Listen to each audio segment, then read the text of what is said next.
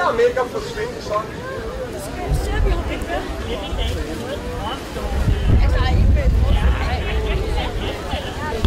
Thomas går aldrig uden sin telefon. Han plejer at svare. Du er slagt nu. Han ligger til at tænke sammen med de andre ude i skoven eller sådan noget. Eller måske har fået en kæreste. En kæreste? Thomas spiller fodbold. Han skulle spille kamp. Du træner har ringet.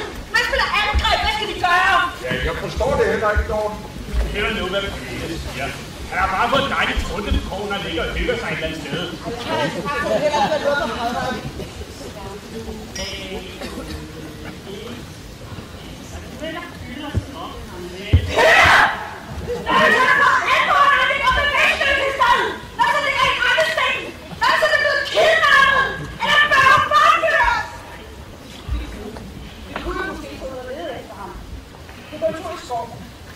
Hvor går de andre unge til at læse?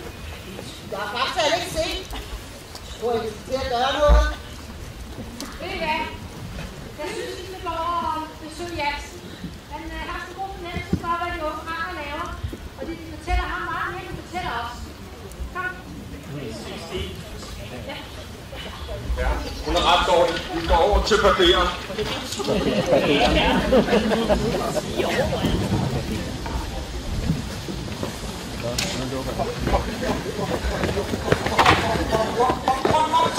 Hvad fanden er der foregår? Vi fulgte sig selv ned i hovedet. Hvor er Thomas? Ej, hvor er du lige med?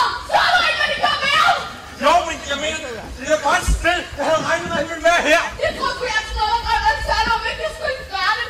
Jeg tror sgu, det er nødvendighed, hvis vi har Thomas hjem igen. Hvad? Jeg tager ikke herind igen. Det kan vi jo ikke, vi er jo syge over. Men vi skulle da nødt, så vi kan ikke bare efterlade Thomas. Han er jo død!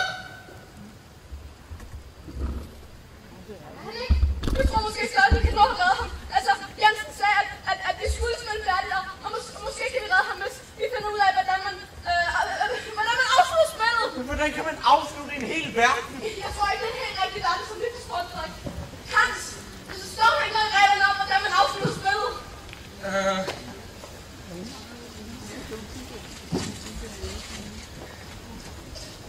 Nej, og så hvordan man starter det, og så skal vi så rytteren ihjel.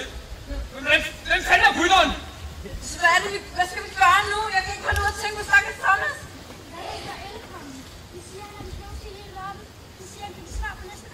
Vi kunne os bare selv. Nej. Jeg snakker også om elkongen. Det kan være, det giver mening at lede efter ham, men hvor fanden starter vi? Skal vi så derind igen? Det bliver vi lidt nødt til, hvis vi vil redde Thomas. Godt, Anders. Nu er vi så vej.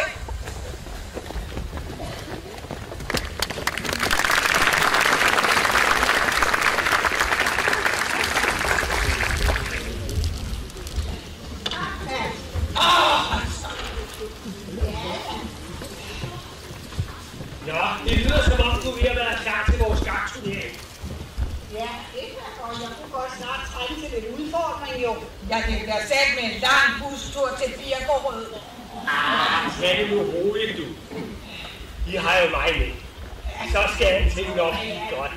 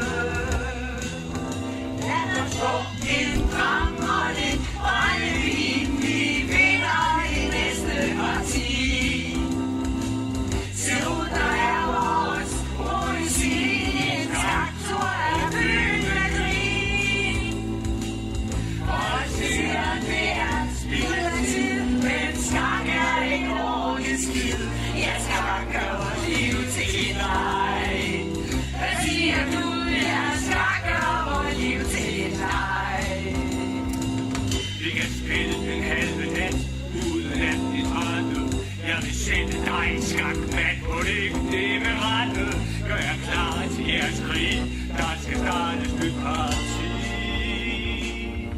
Lad brændevinen flyde, den kan jeg nyde.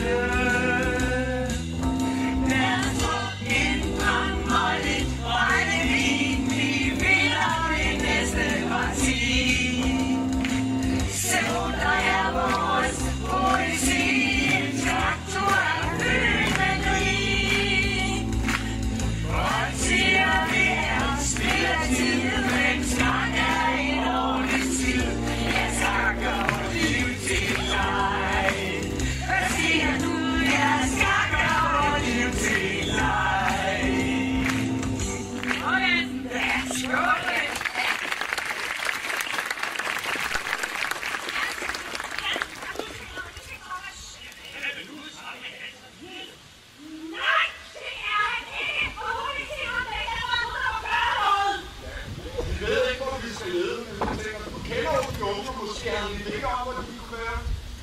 Jeg skal nok tage med ud og lede efter ham. Men han hylder sig sikkert bare sagt, jeg aldrig har et sted.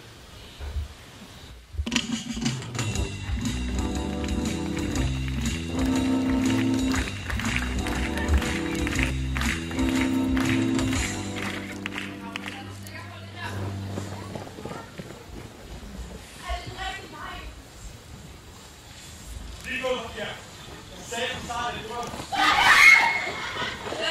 Rolig nu, venner. Vi har bare brug for jer selv og andre til at se i, at I kan lide sig selv. Men ikke lige som forældre her.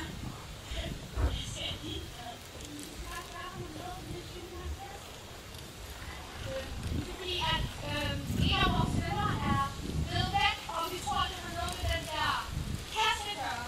Så please, det er ikke at vise alle komme, så vi kan få vores ven igen.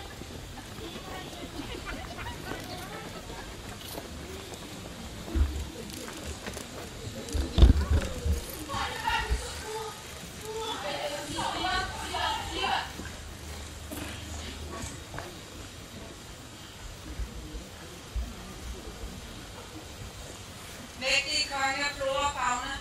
Jeg og dem, som jeg er kær, bedre ressourcen her. En på vores hjerte har vi mistet. Det er I søger din store visdom på vores færd. Jeg ved, det kan være svært, men vores lid er hos dig. Mægtige konge og flora og fauna. Du har vores håb. Du forekommer dig i hjertevarm og Gud. Du har styrke og mod. Sig blot frem, når du har på scenen, og jeg skal skifte dig.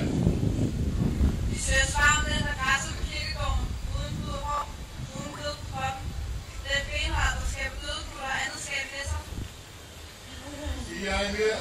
Jeg har forstået, hvad der sker. Blot en gang svaret du får.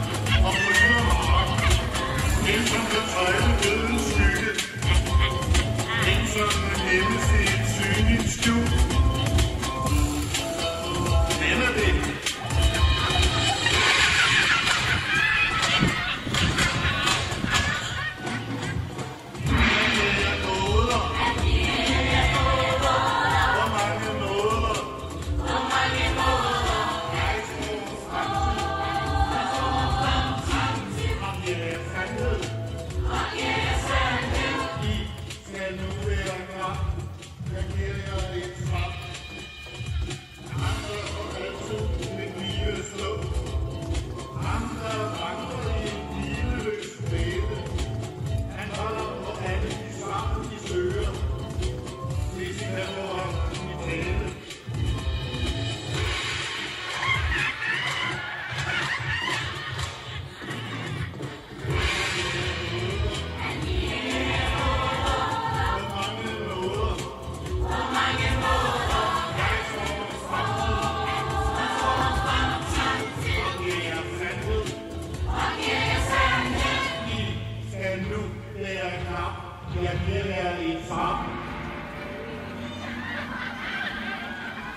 I er blinde over for den trance, der giver spillet balance.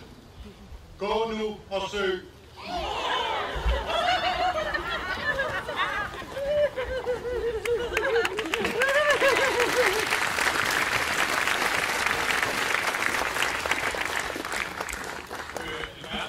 Hvad gik det der lige ud på? Hallo, Albert, det var kammer. Hvorfor lavede det der flora og fauna-løjse? Hallo, Albert, hvor er I op? Hvad fanden er der foregår? Jeg ved ikke, måske noget med hendes rolle, eller? Ej. Det er simpelthen forvirret med en gammel skovhippie. Han lukkede jo alle lort ud. Flora og fauna var i røven. Slå af, Fred. Der er måske ikke noget, vi kan bruge, for at bare lige vil hjælpe verden lidt tid. Nej, kom on. Vi spiller jo vores tid.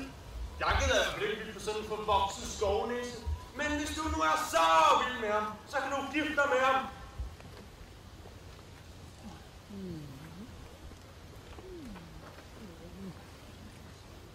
Hvad fanden er der galt med dig? Vi prøvede dig op med en måde, jeg tror, at det er fucked up med på. Har du måske en bedre idé selv? Eller har du været travlt med din fucking egoting? Ellers skal vi bare stille dig på, men det er noget bedre at bidrage med. Gør det med!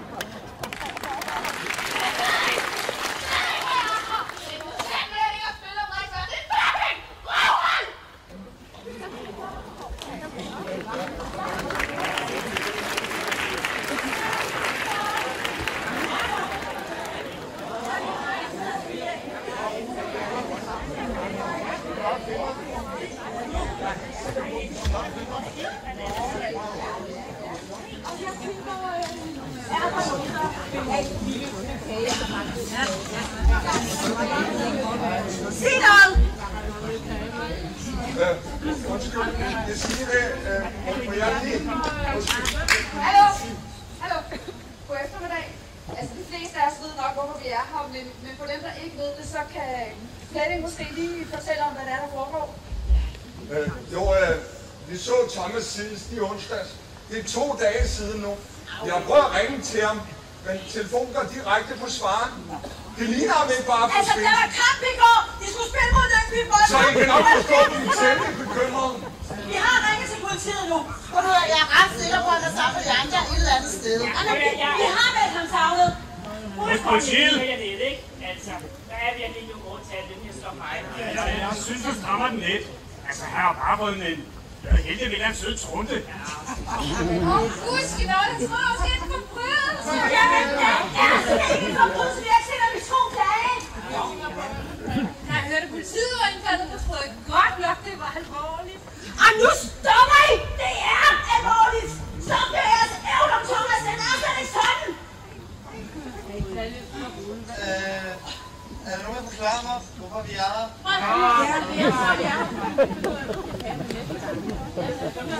Det er de unge mennesker, der er ballade med igen. Og nødt til at ringe til politiet. Der er ikke nogen, der er lavet ballade. Det er Thomas, der er væk. Vi har faktisk ikke rigtig særlig meget sekretariat de sidste par dage, vel? De sover tæt på skoven. De hygger sig. Hvad er meningen? Altså, ikke det der sammen. Du skal ikke få styr på den sommerfest. Ja, det var det. Så kan jeg ikke stå ved politiet indladet. Det er forbudt at kangere de danske skove. Morten og Flemming er bekymret for deres søn, og det er de deres gode ret til. Sig mig, Annette, hvornår så du sidst Frederik? Det var i onsdags. Ja, så forstår jeg ikke. Du ikke gør noget, Annette. Og hvornår så du Agnes? Ej, mor, nu var du altså helt bange. Ej, prøv at stoppe nu. Stop for pokker. De var her jo hen teltet, ikke? Og tilbød både strandjaget og den der ældre og der Jo, ja, men det er da altså også lidt mærkeligt, at der er ingen, der har set dem siden. Altså, så stor er byen der heller ikke, vel? Undskyld! Du kan sælge en pølse med det.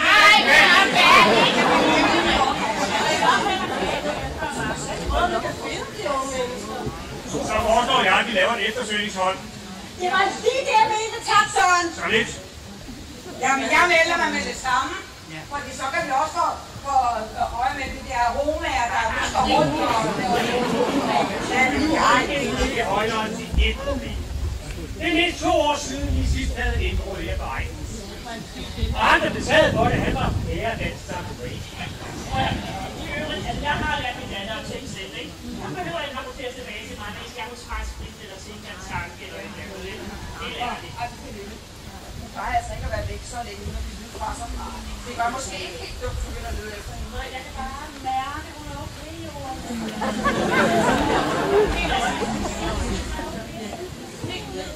Jeg foreslår, at vi mødes hos hende om et par timer så.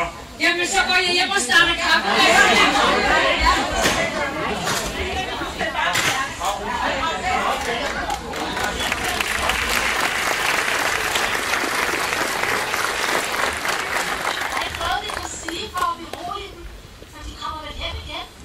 Hvad er nu det for noget pjat at sige, Ida? Selvfølgelig kommer de hjem igen. Men jeg er bange for, at vi ikke kan sige noget. Hvis Thomas siger, at de er væk, så er det altså livsnødvendigt, at de får lov til at spille færdigt. Ja. Jeg tror, vi må hjælpe dem lidt. Det tror jeg er en god idé.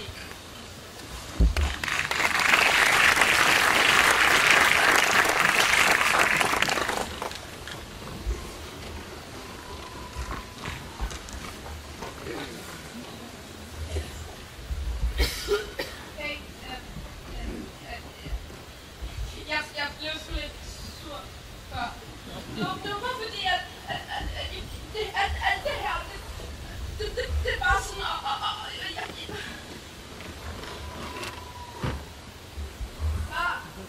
bare undskyld, men jeg forstår virkelig ikke, hvad der sker, og jeg er virkelig bange, og Det skal nok gå. Vi skal nok finde Thomas, okay? Tag det som en skydekist. Svang, får det til at give mening? Vi kunne have sat de smukke hoved, der havde brug for det ro. okay, vi bliver virkelig nødt til at tænke. For jeg er stadig ikke ord af, hvad sagde. For mig var det altså bare sådan noget fuld af køb. Måske skulle vi spørge Jansen, om han ikke kan hjælpe os. Det tror jeg faktisk er en god idé. Kom.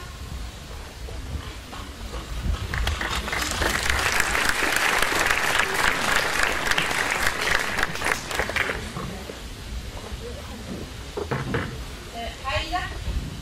Hej, ja. Hej, Ida. Er Jansen, han er da ude og hjælpe Thomas' forældre. For han er jo væk. Det ved vi da godt. Ja, jo, det er også bare fordi, vi har dansk leksikon, ja, hvor vi skal oversætte et digt.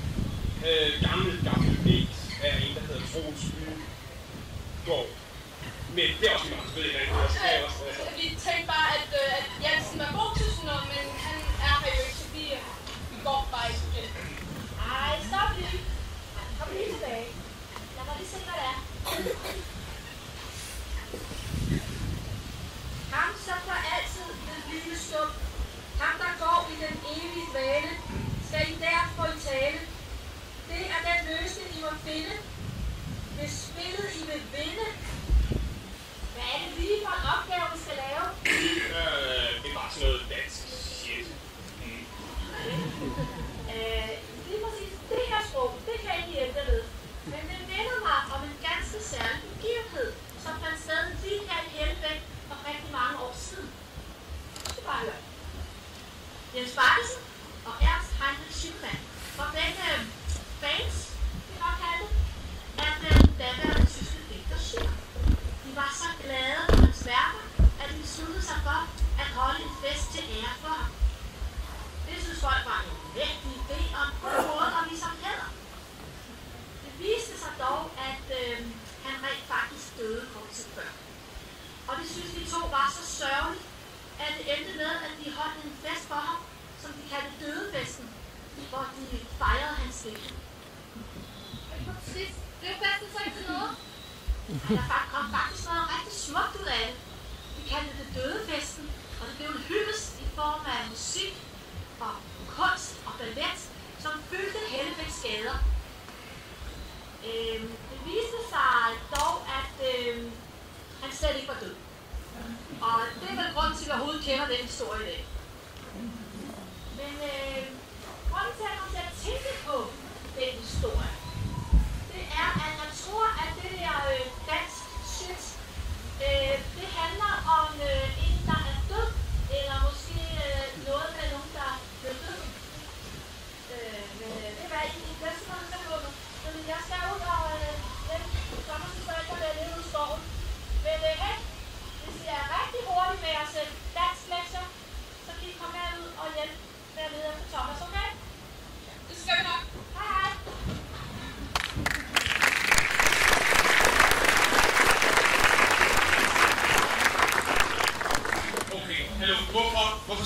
sidst. Tror jeg, hun ved et eller andet? Nej, hun er bare 100 år gammel. Ja, det skal man sgu ikke tænke meget over. Selv jeg synes, vi skal spille videre. Og jeg tror, vi skal tage med en fra de døde. Kan man ikke? Jo, der er en mulighed. Kom.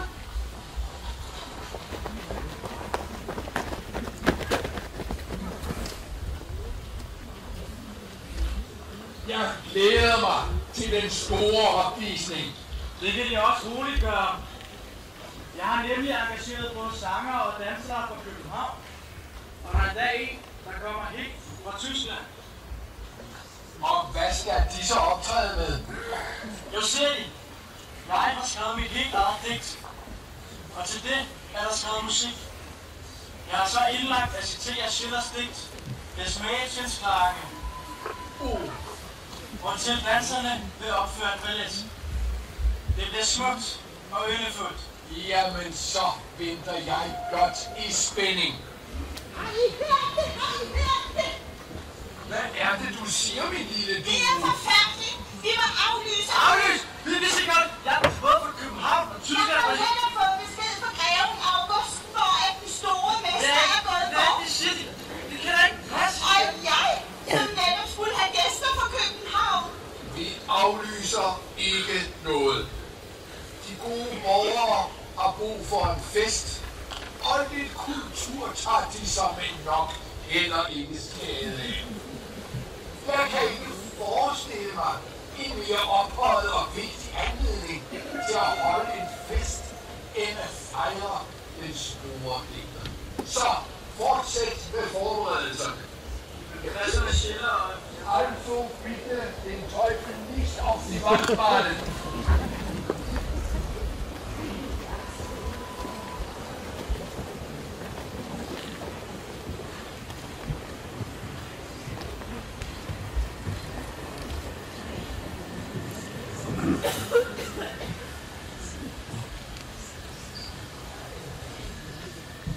Det er mig med stor sorg, at måtte meddele alle, at vi i dag har fået den sørgelige nyhed, at vores herre Schiller er gået bort. Derfor vil hele denne visning være til hans ære.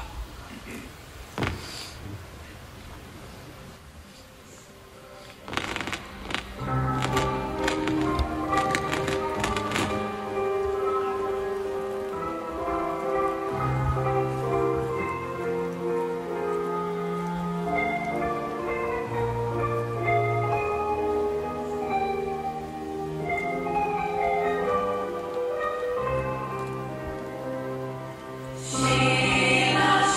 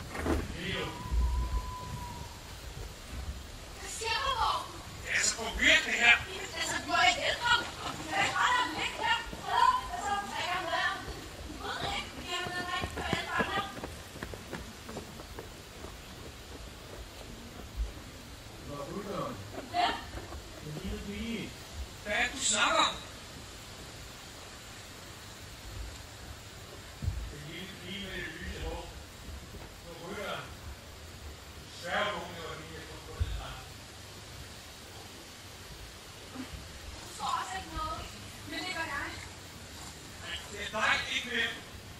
Hvad er det her? Hvad der foregår? Så døde han lige, og så vækkede han til liv sådan her. Og hvor fuck er Frederik Agnes nu henne? Og Thomas, er han død, eller er han i live, eller hvad er det, der sker? Nej, jeg kan ikke høre det her. Jeg så dig heller ikke. Altså, Frederik, du er værre, hvis jeg havde brugt sig igen. Så var han tilbage bagved, så skulle jeg sammen med, hvad der er sådan gamle til Agnes, de har kommet ind, hun er så sød, og de kan ikke have hende der på den. Hej, barnet!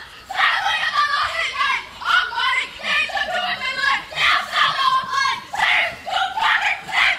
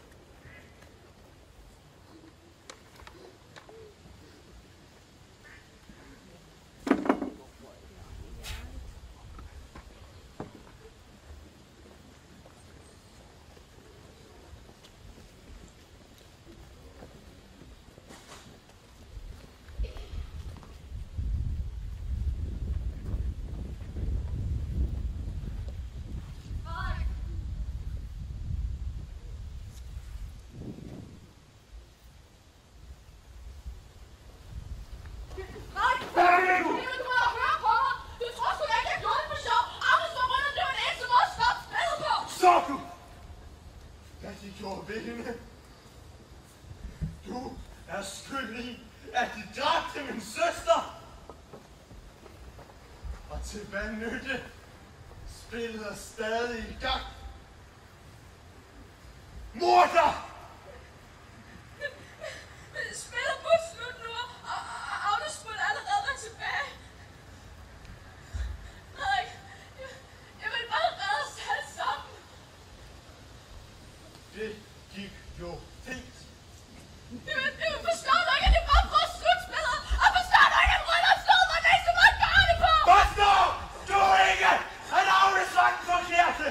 Forstår du ikke, at du er skyld i en lille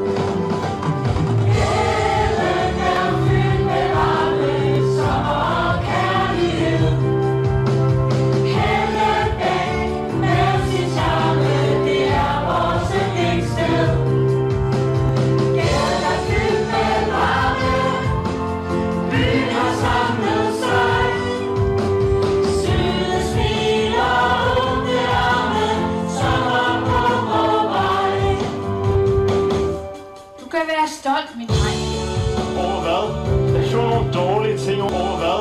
Jeg gjorde nogle dårlige ting over for mine venner. Men du traf et valg, og du kunne ikke have gjort det anderledes. Ja, jeg traf et valg, og der kom nogle pænt nederen ting ud af det. Det er ikke noget, Af kærlighed til Agnes. En kærlighed, som kun en storebror kan have til sin lille søster. En god storebror. Gaden er fyldt med varme, sommer og kærlighed. Hellebæk med sin charme, det er vores yndlingssted. Gaden er fyldt med varme, byen har samlet sig. Søde smil og åbne arme, sommer på vor vej.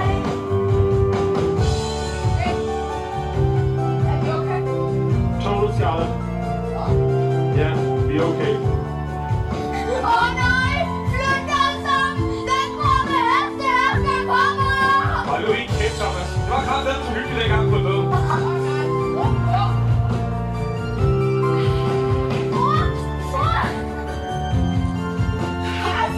Hvad så? Hvad tidspunkt hvor jeg troede ikke skulle se dig? Hvad er der noget, I tror ikke fortæller mig? Jeg tror, det Agnes prøver at sige er, at hun og jeg har savnet, at vi taler samlet. Ja, Springer. Hvis det er sådan, jeg er gået her, så vil jeg sammen om for meget mere tid sammen. Det er også sådan mig, der skal blive med herude. Men det er slut. Men man skal rejse over med lokalet. Og jeg fandt ikke derovre. Kommer du op og over for mig op og stå derhenne? Søren, hvor sødt det er lyder, så er der kun én ting lige nu, der betyder noget for mig. Og det er min familie. Og det vil det nok det vil være fremover. Det var en skam. Det er billeder fra en bror.